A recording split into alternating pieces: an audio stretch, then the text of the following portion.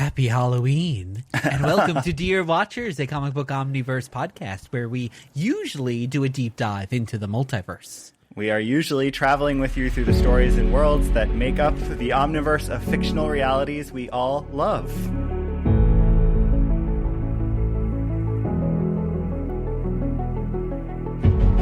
And your watchers on this journey are me, Guido. And me, Rob, and an extra very special guest who, she doesn't know this, but we've been talking about trying to have her on almost as long as we have had this show. It's Alicia Messinio. Messinio. I already butchered it. And I was like saying to myself before, you know, it's pronounced just like it is written. And of course, I still said it wrong. Hi, Alicia. Thank you for joining us.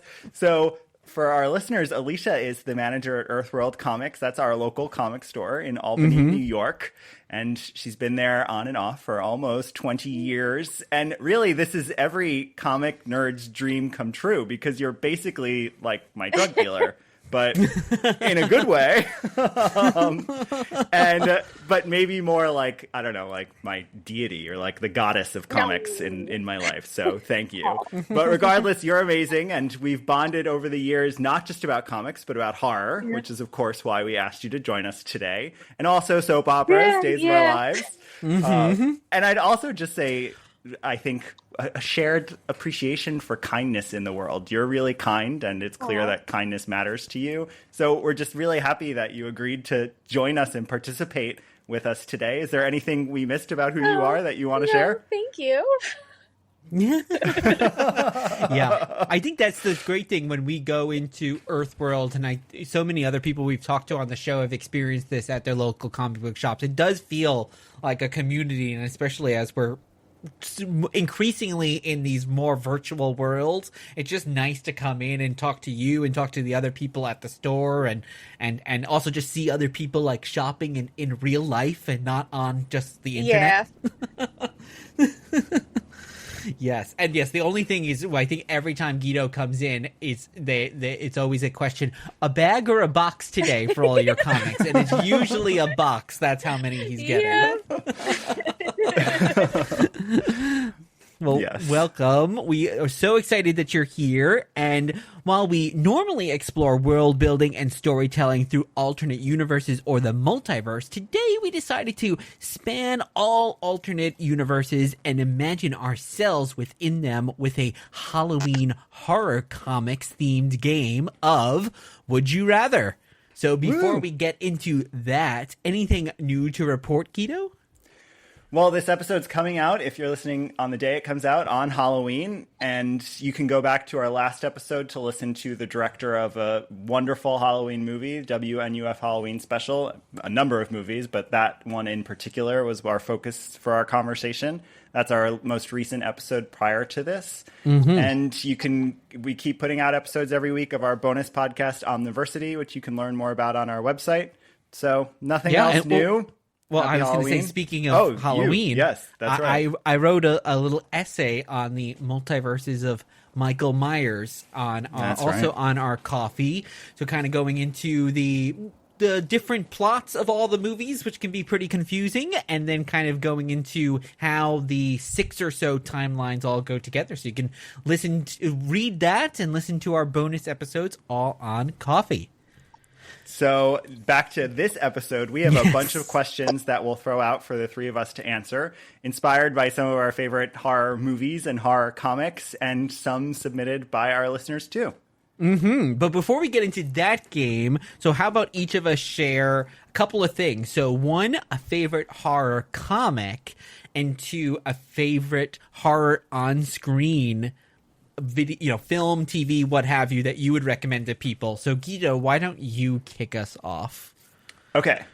So for horror comic, I'm going to choose something I only just read, which is from Source Point Press, Dr. Rigby. And it just came out last week. And it's a really interesting horror comic that I hope we get a lot more of. It's, to summarize, it has a lot of homages to classic horror like The Shining and a few other things. It actually has an appendix at the back that goes through some of what it's homaging, but it's most directly related to actually the Haunted Mansion. It's kind of as if, what if the Haunted Mansion at Disney World had an actual, the Crypt Keeper character from the Haunted Mansion, the one with the top hat? Like, what if he was a real demon? And what if you had this character, Dr. Rigby, who was created by John Kissy, who wrote this comic, that kind of fought demons and dealt with them. And I just want more. It's one complete story in one single issue, just out last week, and it made me want more. So based on recency bias, I'm going to choose that as my favorite comic to recommend right now. And on screen, I'm going to go with the movie that is 3 years old, but I cannot stop thinking about ever. And I just recommended it to Jake from Spec Tales, which is Climax from 2019. Alicia, have you seen Climax? No, I haven't. Something I need to watch. So it's kind of a hard watch because it's intense. It's not hard in that, like, it's depressing or shocking, but it is very intense. It's for anyone who likes music and dance. It somehow captures, it's by Gaspar Noé, and it's this really intense experience even watching it, because the characters are just dancing and music is blasting the entire movie, and then the horror like unfolds in this night of dance, and it's really wild, and I loved it. And as someone who used to go to nightclubs and like that sort of pulsing bright light experience, this movie somehow captures that, but then in horror, and I love it, and I want to rewatch it all the time, and just I love it. It's one of those movies you watch, those A24 sometimes, where there's not a lot of horror, and then a little bit of horror happens. This is one of those movies where the first 30-40 minutes there's really not much horror, and then the horror happens for the rest, of the movie is just there's no subtle little horror then.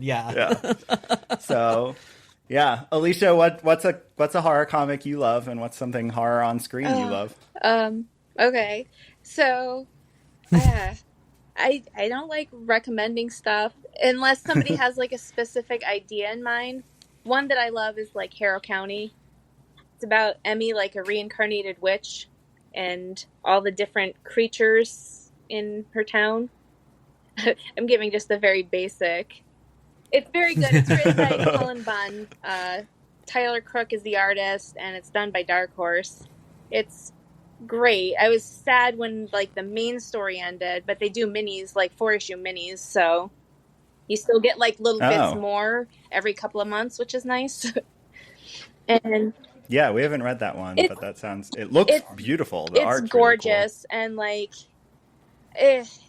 I don't want to say that I relate with like a young girl, but like he writes it very relatable. It's very nice and spooky. Cool. And I always recommend Dead Alive by Peter Jackson. It's a Peter Jackson masterpiece, and funny and ridiculous and just gory. That's an overbearing mother gets bit and turns into a zombie, and things just spiral into bananas. It's fantastic. I went through I was such a big Peter Jackson phase growing up in high school, and a lot of those movies like Dead Alive I haven't seen since then, so I really feel like I should just like watch them all back to back, because it's nonstop nutsness until for each of them. I watch Dead Alive at least once a year, sometimes more, when I'm like showing friends like, oh, you haven't seen this, we need to watch it. Have you seen Bad Taste? Yes, I saw Bad Taste. That one I remember better. Yeah. And I remember love that. Yeah, illegally downloading Meet the Feebles, which isn't quite horror, but like I would like in the days where it literally took a day to download it, you know, in the earlier internet days, and then you were like, okay, if we started on Friday morning, we can watch it on Friday night when we come home from school. Rob, what are two of your favorite picks? Yeah, so I mean, for comics, I'm going to go really old school, and recently I've been reading the horror anthology comic Black Magic, which was originally published, I think, Guido, right in the 40s and 50s. I think the 40s through the 40s. The early 60s or something. Yeah. And then DC wound up republishing a lot of them in the 70s in, like, I think an 8-issue-ish run. Well, they specifically republished, like, they pulled out, like, the Simon and... Yes. Was it Simon and Kirby? Simon and Kirby, yeah. So they pulled all the Simon and Kirby stories from the Golden Age and then republished them in the 70s. Yeah. And so you get this great classic Jack Kirby art, but not within the context of superheroes, which is really interesting. And it definitely, a lot of those anthology ones, stories can be real hit or miss, but this has been more hits than misses, I would say. It's been pretty good. And I'll also go a little bit more old school with my film recommendation, but it's something I only watched recently, which is the BBC made-for-TV movie Ghost Watch, which came out in the 80s, and it is a great found footage horror ghost story film. And basically it's what if the BBC was investigating a haunted house in London. But what's really cool is a lot of the people, all the TV presenters are playing themselves, so it really starts to meld reality and fiction together. And I thought it was one of the scariest movies I've ever seen, and I've seen a lot of scary movies. And it was on TV in the early 90s. And it was on TV, really and it got intense. Yeah, it got a record. It was so scary to you. Yeah, it got 30,000 complaints when it came out, because people who, they made sure that people knew it was fake. But if you tuned in late, you didn't necessarily know that, or you weren't following it in the press. So it got all these things about, like, oh my gosh, you're putting this on TV. And there's some other, like, morbid things kind of connected to the production as well. So yeah, I definitely would give it a watch, especially if anyone who's a fan of found footage. Okay, so I think now that we got those recommendations done with, let's kind of get into our game.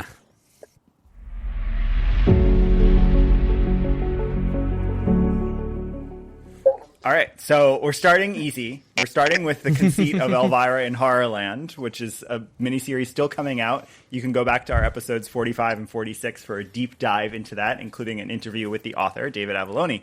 But we're going to choose which movies we'd rather have to live in. So would you rather be in The Shining or Psycho? And anyone jump in. Which one? Haunted hotels, right. I'm going to choose Psycho because Anthony Perkins was really hot and cute then, and I'd much rather be, like, alone with him than alone with Jack Nicholson in a secluded hotel.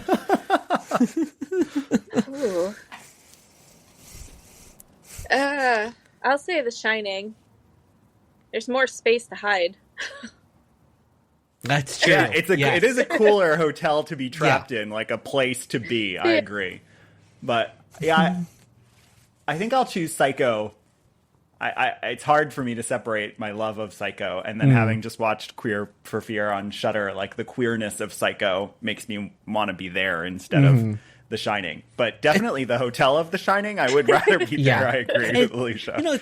I never thought of this, but one has a famous shower scene and one has a famous bathtub scene. So they've got these bathroom motifs in them too. Maybe there is a Kubrick homage in that. Yes. All right. So next one, same. We're sticking with this format for the next one. Would you rather be in Nightmare on Elm Street or Alien? Well, I think you go ahead. Go I ahead, have Alicia. narcolepsy, so Nightmare on Elm Street is a no-no. I fall asleep a lot, so that's super dangerous. But Alien. Yeah. So Alien for you? I guess. Yeah. I think that is the scariest thing about Nightmare on Elm Street is you can't not go to sleep at some point. So I think that's what I would rather be an Alien as well, just because I like sleeping, so I would not want Freddy to come after me. I'd rather like lock myself in my space pod and take my chances that way. Yeah, I'm sticking with the group. We'll all be on the ship together because Nightmare on Elm Street is terrifying. Plus, if If Sigourney's there, you're good too. We're safe. Right? Yeah. No, we are the Sigourneys of this narrative. Sigourney. Okay. Well, then that's even better. Then yeah, sure. All right, Rob, you've got the next question. So we've got a listener submitted question from Elliot Comic Art, our most frequent guest, our good friend, our designer of logos and art for us. And Elliot asks, would you rather find yourself in a battle with the Thing of the Fantastic Four or trapped in the Antarctic facility with John Carpenter's The Thing? And to be clear, he said, would you rather be getting clobbered by the Thing from the Fantastic Four? I didn't translate that when I wrote his question. Oh. Yeah.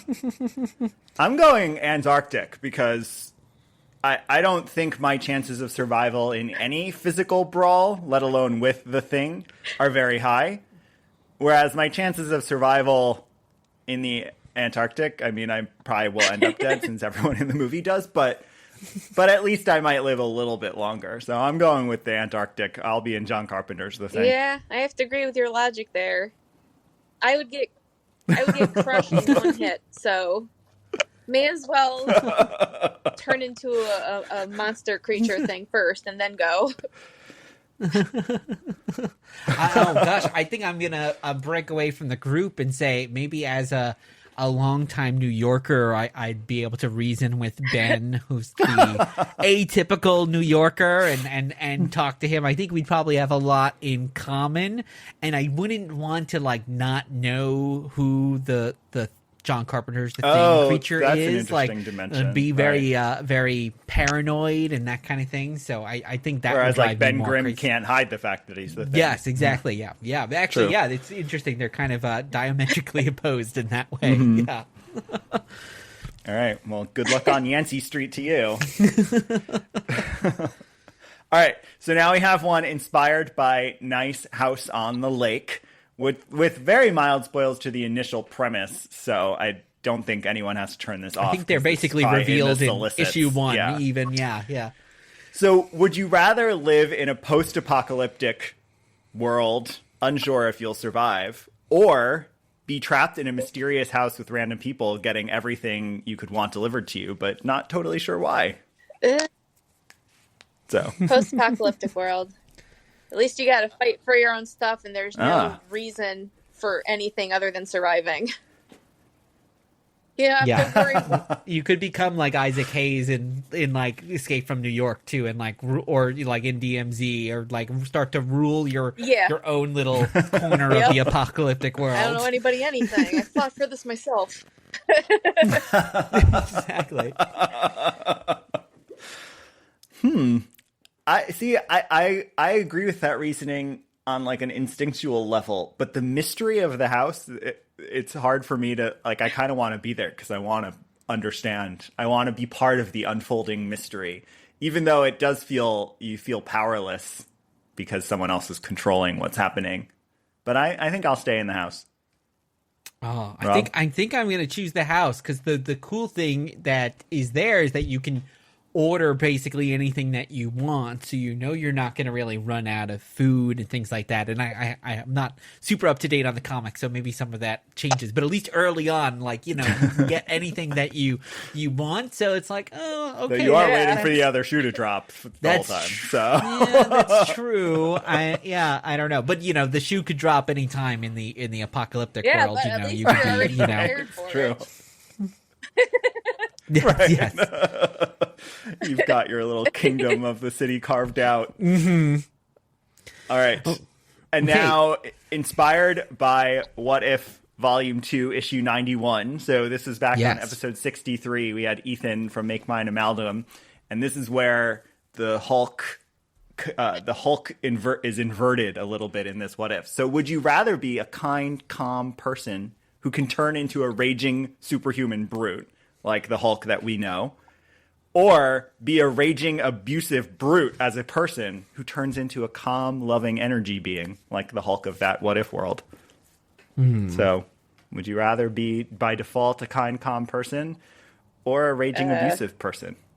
And then flip the other way. I would rather, by default, be a kind person. I would rather have occasional bouts of rage than be that way all the time. Yeah, I think I agree with you. Yeah, I'm going with the same.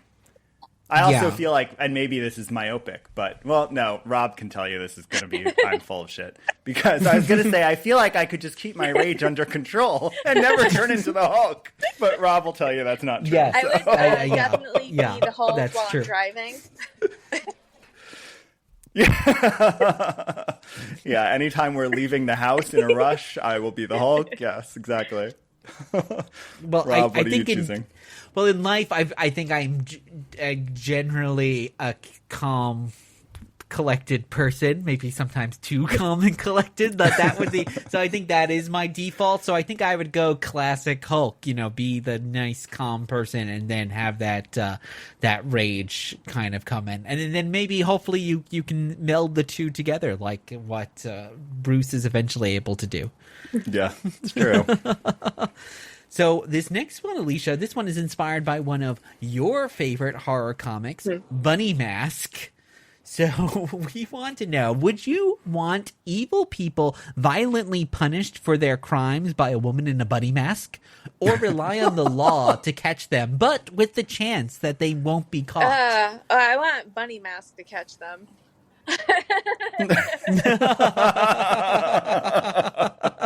I mean, like, not for like stealing or, you know, like stealing a candy bar or anything, but like, you know, the bad stuff. Yes, I want her to rip them apart.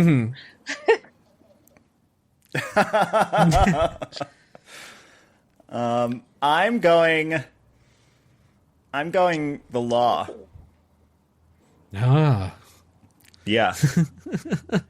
I like, even though like our law and judicial system is very flawed, I want to put my trust in a system, and a supernatural woman in a bunny mask doesn't feel like a well-constructed system to me. That's fair. I'm going with law. Yeah. I think I'd go with Bunny Mask because, and correct me if I'm wrong, Alicia, it seems like she always knows, like she's not wrong about people, right? So it's like a shadow. She can like see into the hearts of men and stuff. So it's not like, oh, she's going to get this one wrong and kill someone who doesn't deserve it. So yeah, I think in that way I'd go with her, unless like it's like what you said, it's a slippery slope and it's like, oh, that person jaywalked. Murder them. That didn't happen in the comic yet, Alicia? Someone jaywalked and got bunny masked?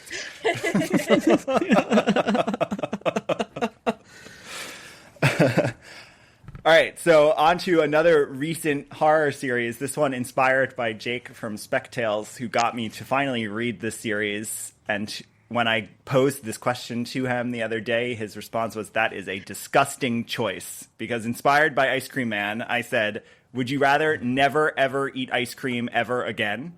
Or get ice cream from some mysterious, otherworldly demon ice cream man who may enter you into some sort of horrific scenario? I can live without ice cream. Yeah. You can? Yeah. Oh my gosh. Yeah.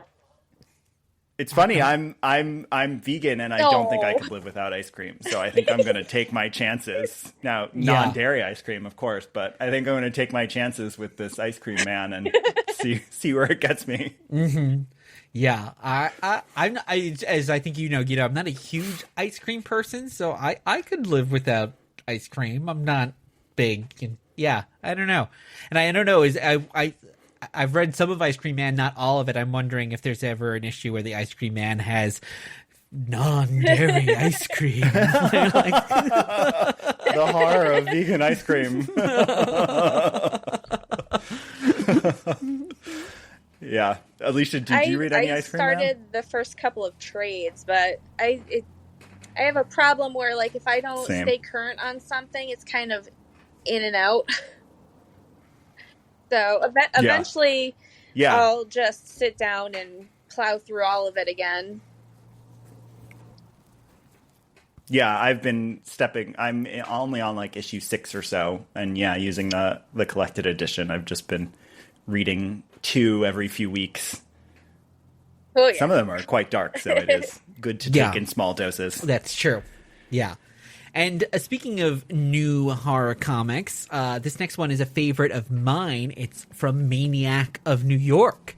So would you rather move to a different city or stay where you live and risk a maniac randomly murdering you? So, you know, in Isn't Maniac, that just life in New York? It kind especially? of is, but in Maniac of New York, like once a month, the maniac kills like a dozen people. So would you want to leave where you are or say, you know what, I know maybe I'm not going to be one of those dozen people. I might as well not change my whole life. Yeah. Huh. I would probably. It's kind of like Gotham City too, right? Like everyone just stays in Gotham true. City. That's true. If you stay in Gotham, it is The very Joker much could be like killed. that. He basically is the maniac of Gotham, I would right? probably stay and take my chances. Yeah. Yeah, I'd probably stay and just continue to. I'd become even more antisocial than I am now. Like I would just isolate myself, like not go out. Like I'd feel safe at home. Although I guess Maniac could come kill me at home, but. He could, less likely. And I was going to say, I would also stay because I work remotely. You don't ever have to leave. So my chances of encountering the maniac are limited to like if I go to a concert or something like that. And then, is he going to be at that particular one? I'm not sure. He does go into a baseball stadium in the comics. So, you know, to really complicate this scenario is what if every year at Comic-Con he kills a dozen people? So do you still go to Comic-Con knowing that you could be one of those dozen people, but a dozen out of 200,000, your chances are low. So it's like, playing just keep the you out of Am I Comic-Con. Gonna Stay Alive lottery. Yeah. Right. Yeah. Exactly. Well, you go to Comic-Con, you get your favorite artist or writer's autograph, and then the maniac kills that artist or writer, and that autograph, that value goes way up then. Right. So, That's another possible outcome. So it's true. It's true.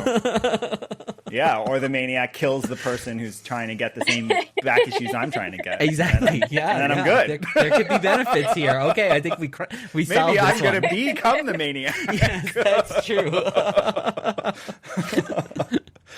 All right, so now let's visit the Marvel Bronze Age, which we've done on a lot of our past episodes. Would you rather be cursed like Ghost Rider is to become a flaming skull motorcyclist, or cursed like Werewolf by Night is and become a werewolf?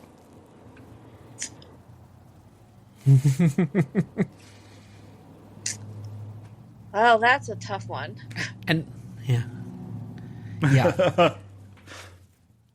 And one of them, I guess, you know what? It's 3 days a month. Ghost Rider, I guess, is kind of all the time. That's kind of something to maybe weigh Like every in. night ish. Yeah, let's say it's every night, but Werewolf by Night is just 3 nights. So that is a big difference. If I could build myself a lockbox to contain me for 3 days, I'll go with Werewolf by Night. Yeah, that's the classic like Oz on Buffy. Just lock yourself up for 3 nights and you're good. Yeah, this one's a tough one I'm for going me. Werewolf by Night too. I feel like I guess I'm not factoring in the fact that I might, if it is like Oz on Buffy, then I'm losing myself when I become a werewolf. Mm-hmm. But because Werewolf by Night doesn't really lose himself, if we're using that example, like I would just be a werewolf. Like that's fine. That's not that big a deal. Though I feel like a flaming skull of demonic vengeance, like that's much less But interesting. he kills people who deserve it, and I think the Werewolf by Night is killing more people randomly. No, he killed that guy who deserved it, who killed his mother that's or true, whatever. but maybe someone we else only would read the first find his issue, way, so I don't yeah. know where it goes beyond that. But I don't know. I think I'd choose Ghost Rider just because I think leather jackets are cool. So, and I think so, and then I would never want to ride. I'd be too terrified to ride a motorcycle in real life. But I guess if I was like a demon that was like my power, then that would also be kind of awesome. Maybe you could be like a different Ghost Rider, have a different vehicle. Yes. yeah, it's true. Yeah, a little Robbie razor Reyes has scooter. that, or Robbie. I was gonna say Robbie has that car, but yes, you could be a Ghost Rider on a skateboard. Rollerblades, yeah. All right. Well, I have another listener submitted question from Elliot Comic Art. Keeping us in the Marvel Universe, would you rather be trapped in space with the Brood from the X-Men, the Brood aliens, or with the Xenomorphs from Alien? Now, Guido, a question for you, because you're the X-Men expert. The Brood can speak, right? Yeah.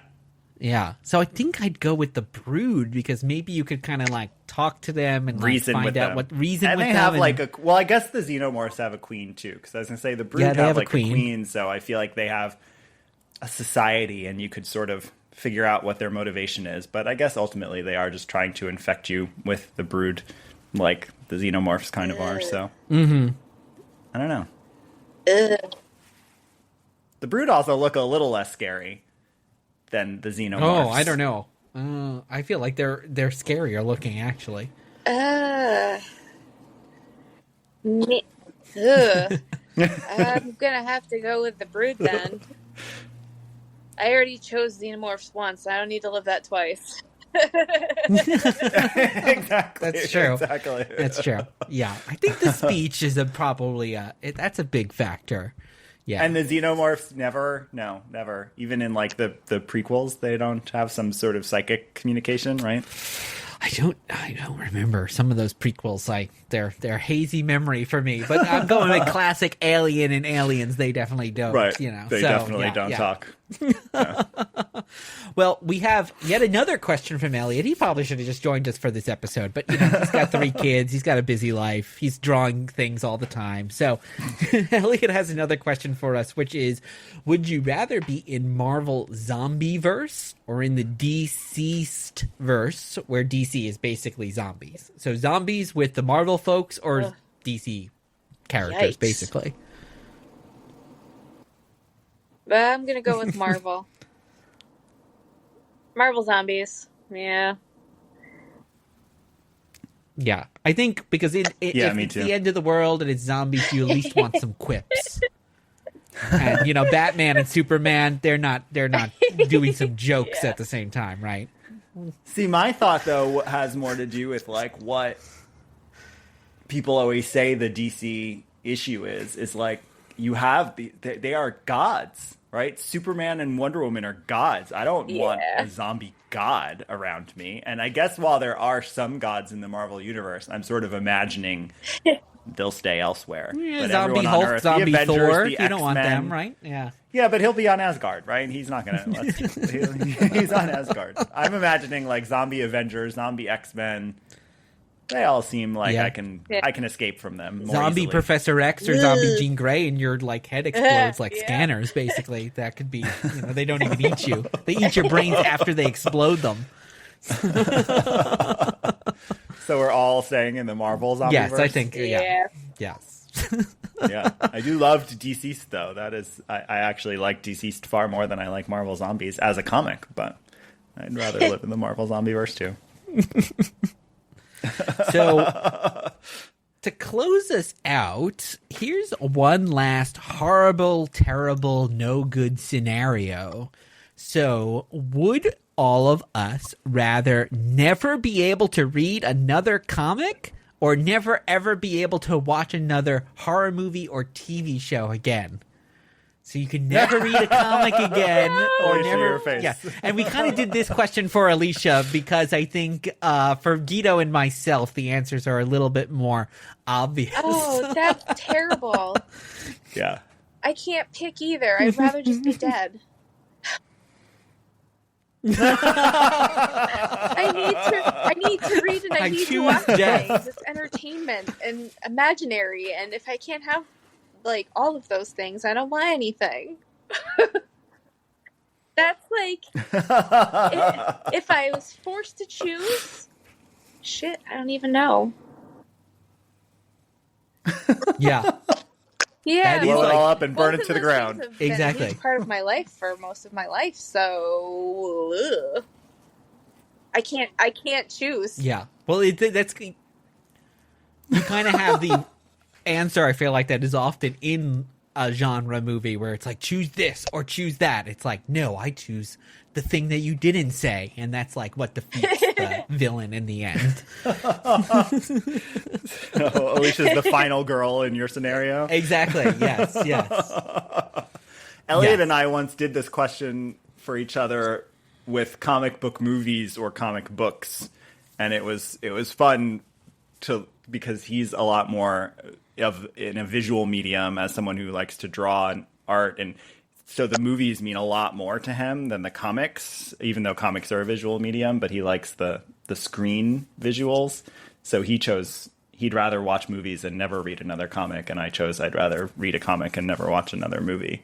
Mm-hmm. But yeah, so my answer is comics always.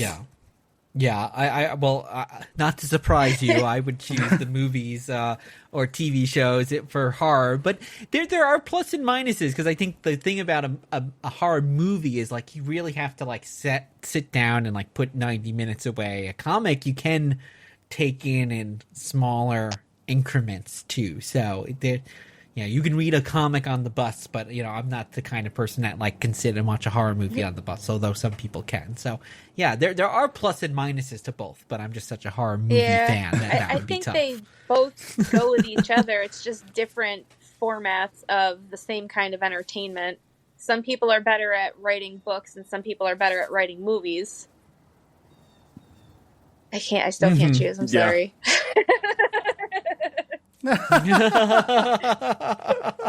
Yeah, this is like Saw. It's a terrible decision. I'm gonna cut off my own head.